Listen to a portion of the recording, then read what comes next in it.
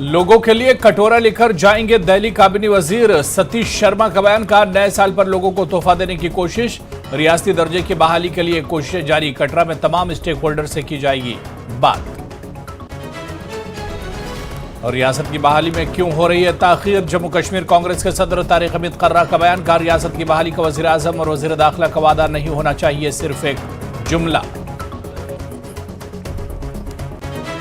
अवामी मसाइल पर बहस की इजाजत न दी गई तो पार्लियामेंट में होगा हंगामा। लद्दाख के मेंबर पार्लियामेंट हनीफा जान का बयान, कहा यूटी में बेरोजगारी और बजट में कटौतियों का पार्लियामेंट में उठाएंगे मामला। श्री माता वैष्णो देवी यात्रा ट्रैक पर रोपवे के खिलाफ एहतजाज के दौरान पुलिस पर हमला। श्राइन बोर्ड के खिलाफ हुई नारेबाजी। अफसरान से मुलाकात के बाद हड़ताल खत्म। 15 दिसंबर तक रोपवे का काम रोकने का वादा। लेफ्टिनेंट गवर्नर मनोज सिन्हा ने किया तवी रिवर फ्रंट के मेगा प्रोजेक्ट का मुआयना। जारी काम पर किया इत्मीनान का इजहार, कहा जम्मू खित्ते में सेहत को दिया जा रहा है मजीद फरोग।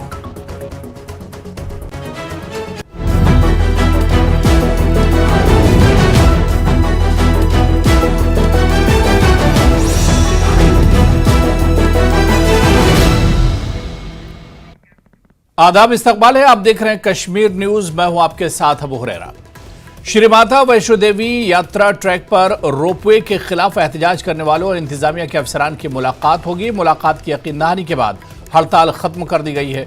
श्राइन बोर्ड की जानिब से श्री माता वैष्णो देवी यात्रा ट्रैक पर लगाए जाने वाले रोपवे के खिलाफ एहतजाज चौथे रोज भी जारी रहा। एहतजाज ने आज उस वक्त पुरतशद्दुद रुख इख्तियार कर लिया जब मुजाहिरीन ने पुलिस की गाड़ी पर हमला कर दिया और पथराव भी शुरू कर दिया। मुजाहिरीन ने कटरा के मरकजी चौक पर पहुंचकर श्राइन बोर्ड के खिलाफ नारे लगाए। पुलिस इंतजामिया हरकत में आई और एसपी डीसी रियासत के साथ मौके पर पहुंचकर एहतजाजी कारकुनों से बातचीत की। इन्हें यकीन दिलाया गया कि 15 दिसंबर तक श्राइन बोर्ड से बात करने के बाद रोपवे का काम रोक दिया गया है। मजदूरों का मुतालबा है कि इन्हें 20-20 लाख रुपये मुआवजा दिया जाए। मुजाहिरीन का कहना है कि मुलाजमत का मामला भी ज़ेरे गौर लाया जाए। उन्होंने कहा कि रोपवे बनाने से श्राइन बोर्ड पहले ही आस्था के साथ खिलवाड़ कर रहा है।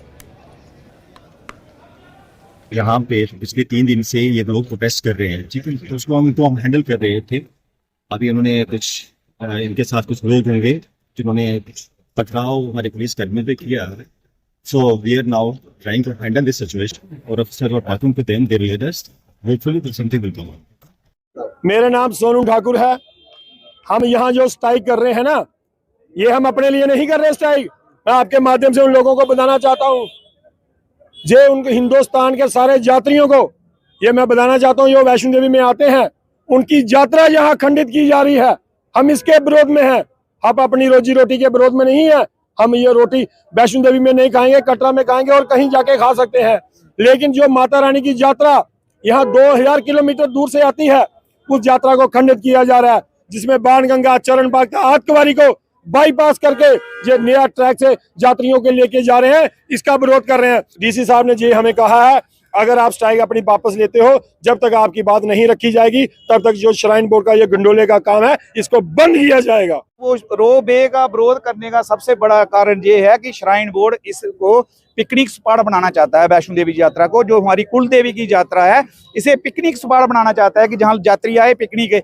हमारे पास सिर्फ माता वैष्णो देवी है, हमारी कुल देवी। हमारे पास ना गुलमर्ग है, ना सोनामर्ग है, ना डल झील है, ना कुछ है कि हमारे पास टूरिस्ट आएगा। हमारे पास माता रानी है। मेरी स्टेक होल्डर से बात हुई है, उन्होंने डिस्पर्स हो गए हैं और उन्होंने कुछ डिमांड्स रखी है, जिसमें मैंने उनको कहा कि हमें चर्चा करनी पड़ेगी अलग अलग लोगों के साथ, अलग अलग स्टेक होल्डर्स के साथ। जैसे ही वो बातचीत शुरू होती है और उसका कोई सोल्यूशन जरूर निकल आएगा, मुझे फोन नहीं किया।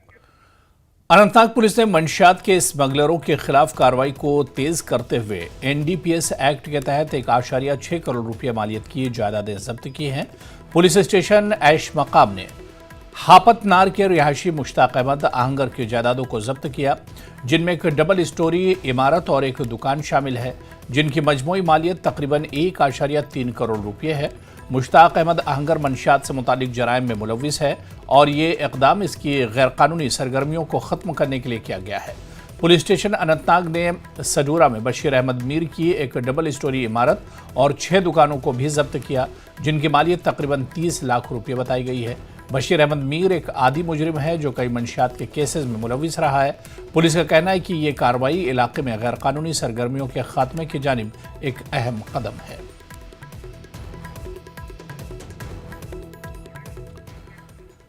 पिछले माह गांदरबल में दहशतगर्दों के हाथों किए गए बुजदिलाना हमले में 7 अफराद की मौत हो गई थी, जिनमें जिला कठुआ के फलाट इलाके के मदन लाल भी शदीद जख्मी हुए थे। इनका एक हाथ बुरी तरह जख्मी हो गया था, जिसके बाद से इनका मुसलसल इलाज श्रीनगर में चल रहा है। हाल ही में घर वापस पहुंचने वाले मदन लाल ने न्यूज़ 18 के साथ अपनी कहानी शेयर की। उन्होंने कहा कि वो इस दहशतगर्दी की रात को कभी नहीं भूल पाएंगे, जो हमेशा उनके जहन में रहेगी। हमले में उनका दायां हाथ बुरी तरह जख्मी हुआ था, जिसका इलाज करने के लिए उन्हें श्रीनगर जाना पड़ रहा है। इलाज का खर्च उठाने में उनका खानदान मुश्किल का शिकार है और अफसोस की बात यह है कि हुकूमत की तरफ से इन्हें कोई मदद नहीं मिली। अब इनके खानदान की किफालत में भी मुश्किलात पेश आ रही हैं और उन्होंने हुकूमत से मदद की दरख्वास्त की है। करके हम उधर उतरे ही थे तो उधर बुरका कर बैठे हुए थे वो बंदे, कोई पता नहीं कहाँ से आए कहाँ से नहीं आए, कोई पता नहीं चला। अंधाधुंध उन्होंने फायरिंग शुरू कर दी। वो कभी भी हम रात, कभी ज़िंदगी में कभी रात नहीं बोल पाएंगे हम, ऐसी रात थी वो। तो आपको कहाँ चोट आई? हाथ में आई? मेरे हाथ पूरा डैमेज हो गया, ये पूरा हाथ डैमेज हो गया है। उंगलें बिल्कुल बची नहीं है, समझो काम करने के लायक नहीं है। मैं बिल्कुल कुछ कर पाऊंगा नहीं। अब मैंने ये सोच रहा हूँ सरकार की तरफ से मदद, कोई तरफ से कोई हमको आज तक ना किसी ने पूछा, ना कुछ, कोई भी अधिकारी नहीं आया हमारे घर में, कोई मदद नहीं मिली सरकार की तरफ से, कोई मदद नहीं आया हमें।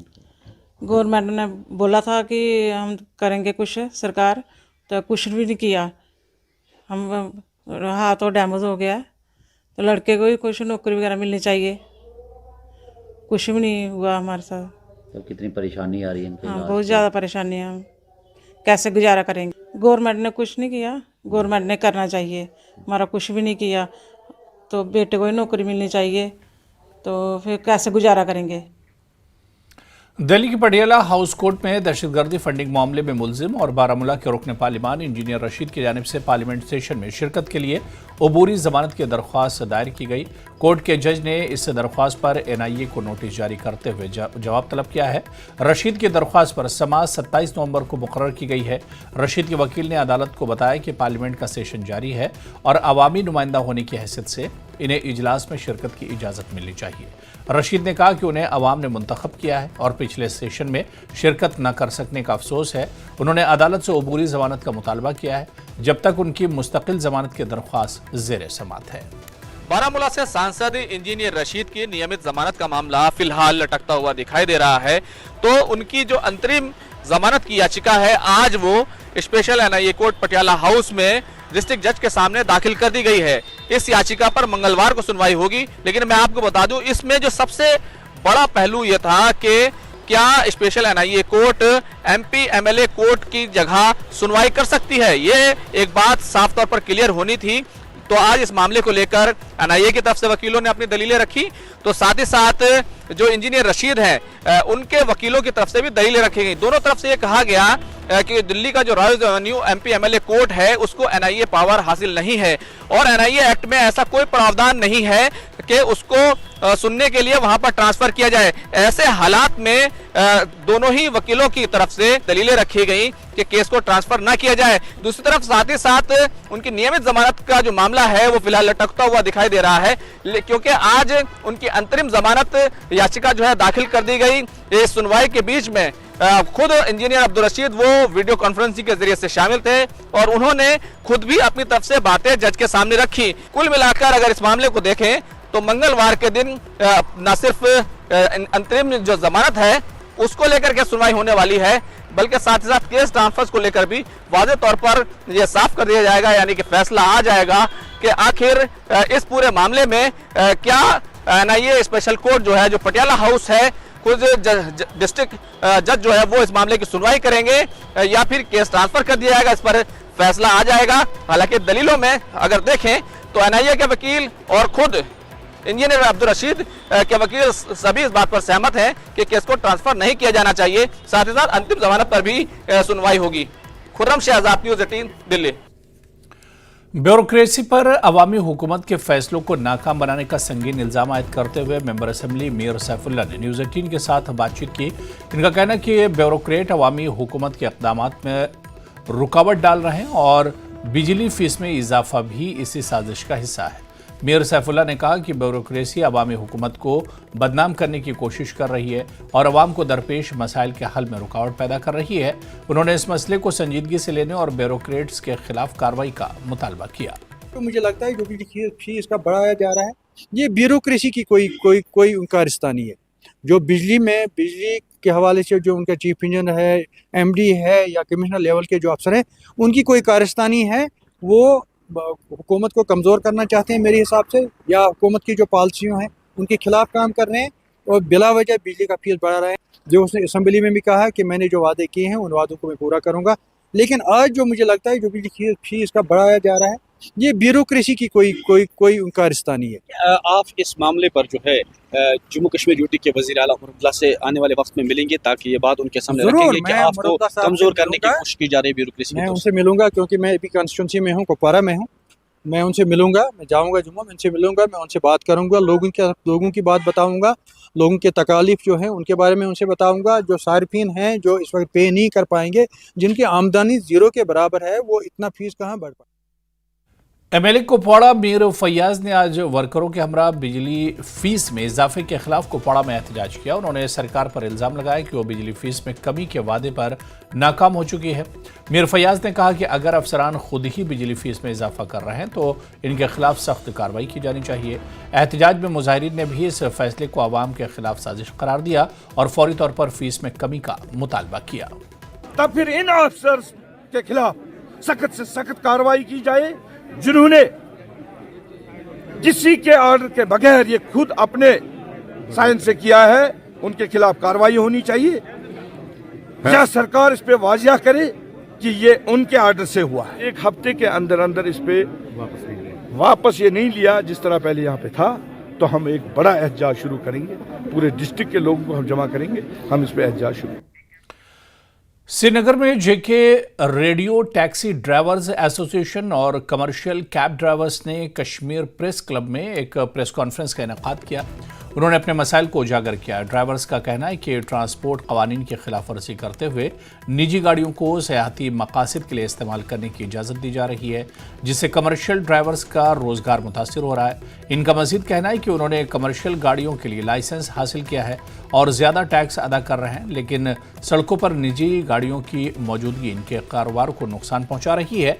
उन्होंने वज़ीर आला उमर अब्दुल्ला से अपील की कि इस मसले को तरजीही बुनियादों पर हल किया जाए ताकि इनका रोज़गार बचाया जा सके और वो अपने कर्जों की किस्त अदा कर सके। प्राइवेट व्हीकल्स जो यहाँ पर चल रहे हैं, नॉन वायलेशन खुल्लम खुला हो रहा है। जो भी ये गुंडागर्दी माफिया चला रहे हैं, ये एग्रीगेटर्स, इनको कोई फर्क भी नहीं पड़ता है। 1.5 साल से हम 2 साल से हम इनको समझा रहे हैं कि ये सब बंद करो। हमने भी कमर्शियल गाड़ियां लाई है, EMI पे लाई है, उनके EMI भी नहीं अभी निकल रहे हैं, खर्चे भी अपने नहीं निकल रहे, घर नहीं चल रहा है, तो EMI कहां से निकलेगा। और नॉन कमर्शियल व्हीकल्स, उनको कोई खर्चा नहीं है। हम कोई डिस्ट्रिक्ट पार करते हैं तो टोल लग जाता है, हम वो भी देते हैं। हमारे जितने भी टोल टैक्स है वो हम सब भरते हैं। फिर उसके बाद भी हम सफर करें तो करें क्यों, इसकी वजह क्या है? ये हमारे सिस्टम में ही कहीं ना कहीं ऐसी बड़ी कमजोरी है जिस वजह से हम सफर कर रहे हैं। एग्रीगेटर्स तभी वायलेशन कर रहा है जब उसको खुल्लम खुला छूट मिल रही है वायलेशन करने की, वरना हमने 2 साल पहले पूरा अमन प्रोटेस्ट भी किया था, उसका भी कोई मतलब नहीं निकला। तो मेहरबानी करके जो हमारी एडमिनिस्ट्रेशन है उनसे भी गुजारिश है, हमारी जो यहाँ पर ये सरकार है, खासतौर पर उमर अब्दुल्ला जी से हमारी ये रिक्वेस्ट है कि हमारी बात उनके कानों तक पहुंचे कि हमारा जो ये मसला है ये जल्द से जल्द हल होना चाहिए। आज से 5-6 साल पहले कोई कैब सर्विस नहीं थी यहाँ पे, तो जब से कैब सर्विस स्टार्ट हुई तो इन्होंने हम प्राइवेट गाड़ी चला रहे थे, जिसको व्हाइट प्लेट जो होता है, हम वही गाड़ियां चला रहे थे। तो फिर RTO साहब ने एक स्टिंग ऑपरेशन चलाया इन प्राइवेट गाड़ियों के खिलाफ, बोला कि ये गाड़ियां नहीं चलेगी। इवन एग्रीगेटर्स ने भी बोला कि ये गाड़ी आप दिल्ली की गाड़ी लाओ, हरियाणा की गाड़ी लाओ, लेकिन आप लाओ कमर्शियल टैक्सीज जिसको बोलते हैं, येलो प्लेट जिसका होता है। तो मैं 3 साल से गाड़ी चला रहा था, मैंने सोचा कि चलो मैं लेके आता हूँ, टैक्सी लेके आता हूँ। मैंने इस गाड़ी को भेजा, प्राइवेट गाड़ी को भेज के मैंने कमर्शियल गाड़ी लाई। जब मैंने कमर्शियल गाड़ी लाई तो उसका परमिट होता है, तो परमिट के लिए अगर आप अदर स्टेट्स में जाओगे 20-25 हज़ार रुपये लगते हैं। So if you talk about in Kashmir, we have paid 1,50,000 rupees for permit, just for a permit. So we have EMIs, we have insurance. So जो भी एग्रीगेटर्स जो कंपनीज है यहाँ पे, they allow private vehicles. I been working since 4 years in this profession, in this business, but जो अभी का मसला है ये बहुत ही मतलब हम सारे कैब ड्राइवर्स इसलिए यहाँ पे आ गए हैं क्योंकि हमारे साथ बहुत जुल्म हो रहा है। ये इसलिए हो रहा है क्योंकि जो एक एग्रीगेटर्स हैं ये हमारी बात नहीं सुन रहे हैं। और यहां पर रुकेंगे फिलहाल छोटे से ब्रेक के लिए।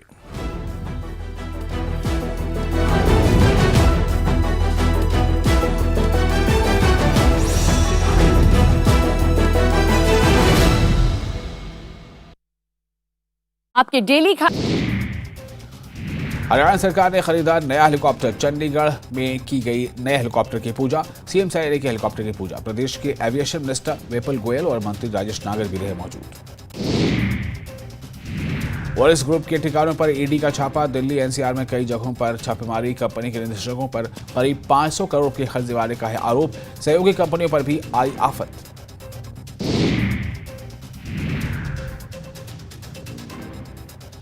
हिसार में घने कोहरे ने बढ़ाई लोगों की मुश्किलें। विजिबिलिटी कम, सड़कों पर रेंगते नजर आए वाहन। तापमान में भी काफी गिरावट।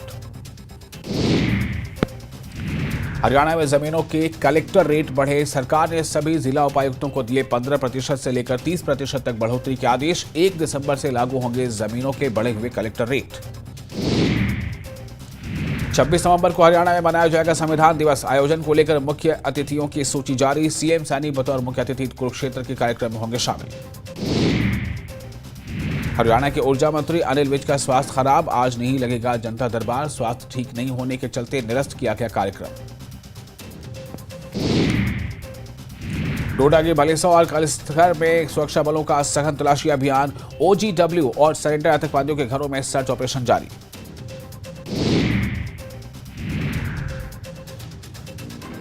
हिमाचल में लाहौल घाटी, कोकसर, रोहतांग, अटल टनल के पास सीजन की हुई पहली बर्फबारी। कुपवाड़ा में बर्फबारी के बाद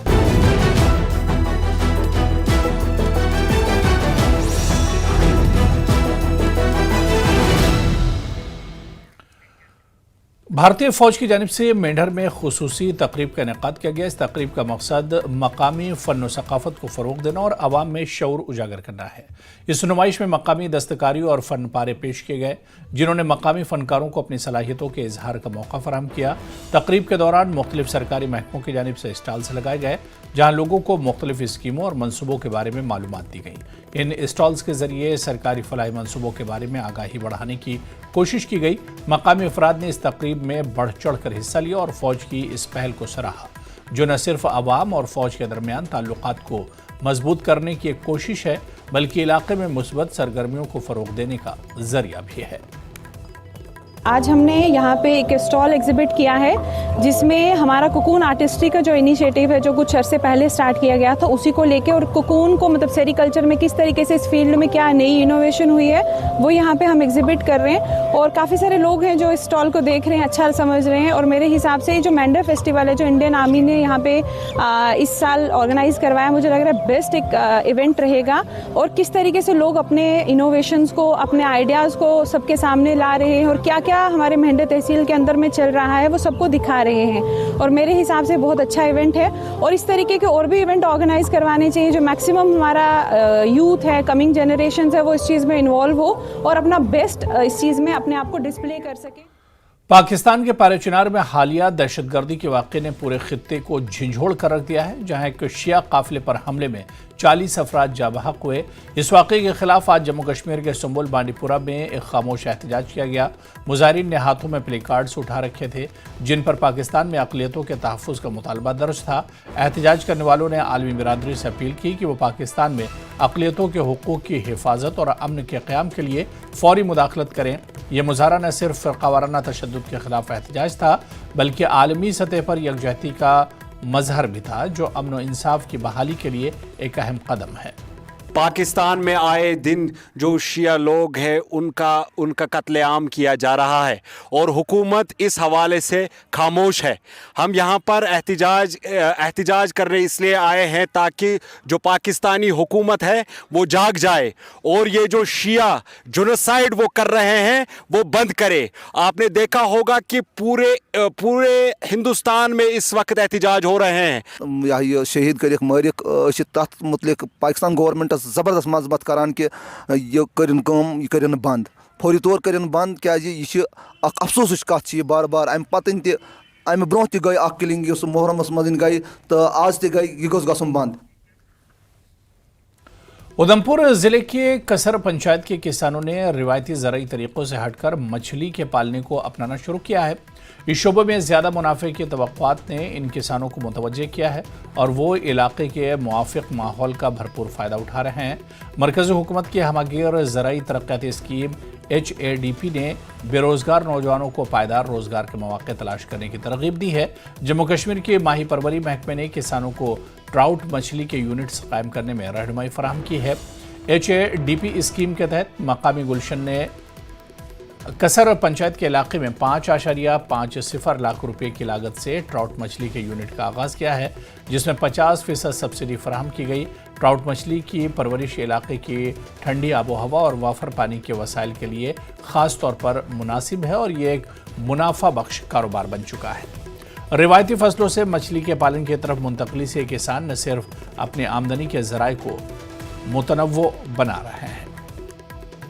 मैं पहले खेती बाड़ी करता था और भेड़ बकरियां चराते थे, हमें उससे कोई मुनाफा इतना ख़ास नहीं मिलता था और 2-3 साल से हम ये काम कर रहे हैं फिश का, इससे हमें बहुत अच्छा मुनाफा मिलता है। जिससे ये स्कीम आई थी HADP, इसके तहत हमें ये रेस में मिले। हम इनसे काम कर रहे हैं, हमें 2.5-3 लाख रुपया एक साल का बचता है, जिससे हमारे बच्चों का ख़र्चा चलता है और हमारा भी अच्छा टाइम पास हो रहा है। देखो इधर सुदमान देव में एक मीटिंग हुई थी, मेला लगता है उधर हमने जाके सुना था इसकी स्कीमों के बारे में और इनसे हम मिले। इनका हम बहुत शुक्रिया अदा करते हैं, इन्होंने हमें काम दिए और हमारा ये काम अच्छा चल रहा है। वज़ीर-ए-आज़म विश्वकर्मा योजना के तहत जम्मू कश्मीर के दूर दराज इलाकों, खासतौर पर भारत पाकिस्तान कंट्रोल लाइन पर वाक़े पुंछ ज़िले में लोगों को फ़ायदा पहुंच रहा है। इस स्कीम के तहत बड़ी तादाद में ख़वातीन ने कपड़े काटने और सिलाई के हुनर में महारत हासिल करके खुद रोज़गार की तरफ कदम बढ़ाया है। ITI पुंछ में तरबियत हासिल करने वाले ख़वातीन और इनके इंस्ट्रक्टर्स ने इस स्कीम को नहायत फ़ायदेमंद करार दिया। तरबियत हासिल करने वाली आसमा अख्तर ने अपने तजुर्बात शेयर करते हुए इसको ज़िंदगी बदलने वाला कदम बताया, जबकि इंस्ट्रक्टर तबरेज़ खान ने कहा कि ये स्कीम पुंछ की ख़वातीन को खुद कफील बनाने में अहम किरदार अदा कर रही है। और इस स्कीम से हमें बहुत सारे बेनिफिट्स मिल रहे हैं, जिससे हम सेल्फ डिपेंडेंट हो सकते हैं। जो बेरोज़गार हैं उनको रोज़गार मिलेगा, हुनरमंद हो रहे हैं, अपना काम पूरी तरह से सीख रहे हैं और टूल किट के बारे में, हर चीज़ के बारे में, हमें हर चीज़ के बारे में बहुत अच्छी नॉलेज भी दी जा रही है। हमारे लिए काफ़ी हेल्पफुल है। पास इस टाइम 400 प्लस जो आर्टिसंस थे वो ट्रेंड हो चुके हैं इसमें बेसिक ट्रेनिंग में, और इसमें हमारे पास जो कोर्सेज थे वो थे जॉब रोल जो भी था, ब्लैक स्मिथ था, टेलर था, उसके बाद कारपेंटर था, उसके बाद बार्बर था। 5 थे हमारे पास जो भी रनिंग में चल रहे हैं। हमारे कोर्स का बेनिफिट है एक्चुअली, अगर कोई बेनिफिट लेना चाहता है तो बेनिफिट है। मेन बेनिफिट ये है कि अगर कोई काम कर रहा है उसको अगर टूल किट मिल रही है प्लस उसको 1 लाख रुपया लोन मिल सकता है, तो जाहिर सी बात है कि वो अपने बिजनेस को स्टैंड कर सकता है। पुंछ में गुज्जर बकरवाल हॉस्टल में जिला इंतजामिया की जानिब से आंगनवाड़ी कारकुनान के लिए 3 रोज़ा तरबियती कैंप का इनेकाद किया गया। इस कैंप का मौजू था पोषण भी पढ़ाई भी। इसका इफ्तिताह जिला तरक्याती कमिश्नर पुंछ विकास कंडल ने फीता काट कर किया। अपने खिताब में DC पुंछ ने आंगनवाड़ी कारकुनान से अपील की कि वो इस तरबियत से इस्तेफादा करें और हुकूमत के आंगनवाड़ी मराकज़ को मजबूत बनाने के मंसूबे को कामयाब बनाएं। तकरीब के दौरान सुपरवाइज़र बेनज़ीर ने इस तरबियती कैंप के मकासद पर रोशनी डालते हुए बताया कि हुकूमत आंगनवाड़ी मराकज़ को मजबूत बना रही है ताकि 6 माह से 6 साल तक के बच्चों की बेहतर देखभाल और तालीम मुमकिन हो सके। यहाँ ट्रेनिंग का 3 दिन का आगाज़ था, तो DC साहब ने हमारे इस प्रोग्राम को इनाग्रेट किया। हमारे प्रोग्राम ऑफिसर हैं खालिद वफा सर, उन्होंने भी सर को वेलकम एड्रेस दिया। तो जो मेन मकसद है इस ट्रेनिंग का वो ये है कि हमारे आंगनवाड़ी जो सेंटर्स हैं वो अब सक्षम आंगनवाड़ी सेंटर्स बनने जा रहे हैं, जिसमें कि एक पर्टिकुलर करिकुलम आया है 6 महीने से लेकर 6 साल तक के बच्चों के लिए, जिसमें से 6 महीने से लेकर 3 साल के बच्चों के लिए नवचेतना है और 3 साल से 6 साल तक के बच्चों के लिए आधारशिला है। उसमें हम बच्चों को non formal pre school education देंगे। हमारे जो आंगनवाड़ी सेंटर्स को प्रॉपर एक इंफ्रास्ट्रक्चर नया मिल रहा है। हम अपनी आंगनवाड़ी वर्कर्स को जो है उनको भी हम क्या कर रहे हैं कि उनकी स्किल डेवलपमेंट करा रहे हैं, उनको हम इस सक्षम बना रहे हैं ताकि वो हमारे जो आज के बच्चे हैं वो कल के हमारे होनहार भविष्य के लिए एक अच्छी मिसाल और एक अच्छी जो है वो बेस बना सकें। सोनम वांगचुक की कायम करदा NGO students education cultural movement of Ladakh ने माहौल दोस्त इक़दामात में एक अनोखा कदम उठाया है। Students educational cultural movement of Ladakh campus में 150 तलबा के लिए खाना पकाने के लिए मुकम्मल तौर पर सोलर तवानाई का इस्तेमाल किया जाता है। यह सिस्टम न सिर्फ लद्दाख में अपनी नौइयत का पहला कदम है बल्कि कार्बन के अखराज को ख़त्म करने में अहम किरदार अदा कर रहा है। इस कैंपस में न सिर्फ खाना पकाने बल्कि बिजली और कमरे गर्म रखने के लिए भी सोलर एनर्जी का इस्तेमाल किया जाता है, जो इसे मुकम्मल तौर पर माहौल दोस्त बनाता है। सोनम वांगचुक जो माहौलियाती माहिर और students educational cultural movement of Ladakh के बानी हैं, उन्होंने गुज़श्ता 30 सालों से सोलर तवानाई के इस्तेमाल को फ़रोग़ देने के लिए कोशिश हैं। इनके इस इक़दाम को मकामी और आलमी सतह पर भरपूर सराहा जा रहा है।